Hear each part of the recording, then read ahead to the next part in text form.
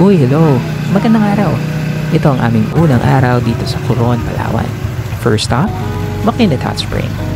May dalawang paraan para makapunta sa Makinis Hot Spring. Pwede kang umarkilan ng tricycle or van, pero mas pinili namin mag-tricycle mula sa aming hotel. Siguraduhin mo na makapagkasundo sa tricycle driver tungkol sa presyo bago ka umalis. Ang biyahe mula sa bayan papuntang Makinis Hot Spring ay aabutin ng mga 30 hanggang 45 minuto dahil may rough road kayong dadaanan.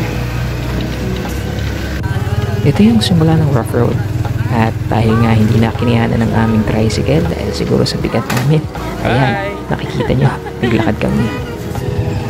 So ayun, bumalik kami sa tricycle at pinagpatuloy ang aming paglalakbay patungong Makinis Hot Spring. At makalipas ang ilang minuto, eto na kami sa Makinis Hot Spring. Sa inyong pagdating, makikita nyo ang tarpaulin further admission rates. So post nyo lang yung video para maisa sa inyo yung admission rates nila. Pagpasok nyo, you'll be asked to register and pay the entrance fee. Babatiin kayo ng maliwalas at malinis na lugar. Yun yung masusulyapan ang kahalagahan at kagandahan ng kalikasan.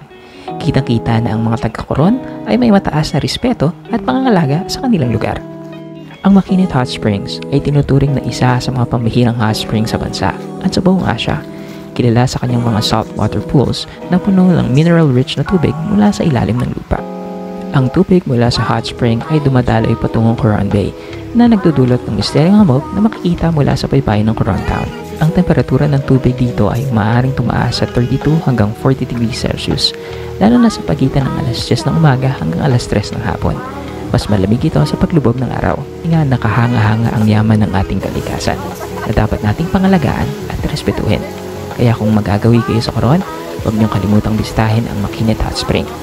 Dito, magkakaroon kayo ng pagkakataon na mag-relax at mag-enjoy sa kakaibang karanasan natin ng kalikasan. Hanggang sa susunod, samahan niyo ulit kami sa pagtuklas ng kagandahan ng Coron.